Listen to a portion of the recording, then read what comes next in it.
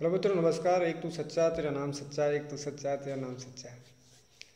तो मित्रों, यहाँ पर आज का विषय है कि हमारे शरीर की कितनी प्रकृति होती हैं और इसमें कितने तत्व विद्यमान होते हैं और हमारे शरीर में रोग कैसे आ जाते हैं। ये हमारे आज का जो विषय है। तो मित्रों, यहाँ पर एक लाइन कहूँगा कि हमें प्रसन्नता जैसी जो दवा है इस दुनिया में वो है नहीं। जैसा कि कहा है कि शरीर कैसे बना है, तो 5 तत्व का बना पिंजरा, जिसमें बोले मेरी मैना, कुछ लेना न देना मगन रहना। मतलब जितना हम इस दुनिया के प्रपंच में पढ़ते हैं, जितने हम काम क्रोध मद लोभ मोह भय की तरफ जाते हैं, उतना ही हमारे शरीर में रोग आते हैं। ये सीधी सी बात है। देखिए, जो व्यक्ति लगातार बीमार रहते हैं वो कहीं ना कहीं बहुत ज़्यादा सोचते हैं,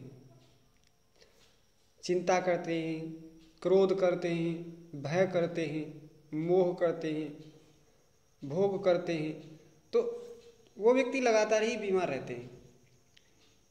अब ऐसा तो नहीं है कि बीमारी एक साथ आ जाती है, तो बीमारी धीरे धीरे आती है, लेकिन वो जाती भी धीरे धीरे ही है। ऐसा नहीं होता कि एक साथ बीमारी आई और एक साथ बीमारी चली जाएगी, क्योंकि इसका बड़ा साइंस है।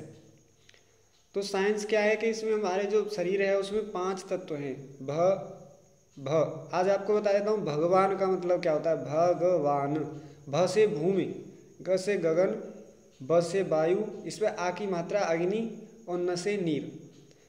तो ये 5 तत्व हैं, भ ग व आ न। तो ये 5 तत्व हैं, इनसे ही मिलकर हमारा शरीर बना है। 5 महातत्व मतलब महाभूत। अभी इनमें अगर कोई भी चीज़ बैलेंस से ऊपर नीचे होती है, मतलब समान से असमान होती है, तो इस शरीर में कुछ न कुछ कमी आती है और उसको हम लोग रोग कहते हैं, उसको हम लोग बीमारी कहते हैं। चलिए, अब ये जो 5 पंच महाभूत हैं, इनकी प्रकृति कितनी होती है, मतलब ये जब जो रोग पैदा करते हैं ये, तो किन अवस्थाओं में रोगों को हम मापते हैं। मतलब जैसे हमारा शरीर है तो वो किस प्रकृति का है और उसमें कौन सा दोष प्रबल हुआ है, इसको हम लोग कैसे पहचानें। तो मित्रों, यहाँ पर मैं आपको बताना चाहूँगा कि ये जो हमारा जो यहाँ पर चेस्ट है, ये जो छाती है, इससे ऊपर ऊपर वाले जो भी रोग होते हैं, जितने भी रोग होते हैं यहाँ तक, यहाँ से और यहाँ तक, वो ये जब हमारे शरीर के अंदर कफ बिगड़ जाता है ना, कफ का स्थान कहाँ है? कफ का स्थान है ये कफ का स्थान है। अभी यहाँ कुपित होता है ये कफ, तो इसका जो वेग होता है वो कहाँ दिखाई देता है? पहली बात तो वो दिखाई देता है इस जगह पे, इस एरिया पे, यहाँ पे मुखमंडल पे, ठीक है। और इसका जो बनने का स्थान कहाँ है? वो बनता है यहाँ, मतलब लीवर में। बनता कहाँ है? लीवर में। और स्थान कहाँ इकट्ठा कहाँ होता है? छाती में। और उसका जो दोष होता है वो कहाँ दिखाई देता है?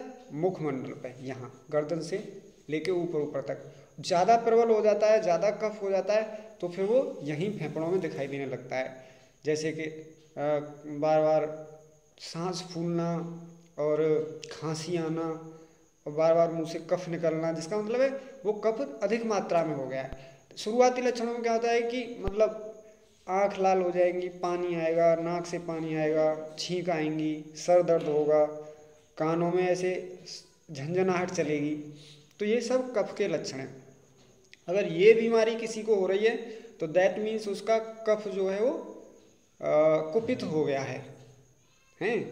अभी इनकी जो बीमारी का ये इलाज है ना, इसकी मैं अलग से एक वीडियो बना दूंगा कि कफ वालों के लिए क्या करना है। और अब हम बात करते हैं पित्त की। तो देखिए, छाती से नीचे और ये पेट का जो एरिया है, आमाशय है पूरा, मतलब लीवर, किडनी, नहीं, और आपका अनन्नाशय वगैरह, और आपका जैसे मान लीजिए आहार नाल, पूरा आहार नाल, और नीचे तक पेट जहाँ तक है वहाँ तक। अगर उसमें कोई प्रॉब्लम आ रही है, अब उसमें क्या क्या प्रॉब्लम आती हैं, जैसे कि देखो पेट फूल जाता है, पेट में जलन होती है, ऊपर के लिए ऐसे डकार आती हैं, या नीचे हवा पास होती है, या फिर मतलब बोले तो कहीं दर्द होता है सूल पेट में। और तो अगर ये सारी शिकायतें हैं आपके पास, तो दैट मीन्स है वहाँ पर हमारा पित्त बढ़ा हुआ है। पित्त के बढ़ने से ही, देखो मित्रों, पित्त के बढ़ने से ही लीवर खराब होती है, और लीवर खराब होने से ही हमारा जो होता है वह रस खराब होता है बॉडी में।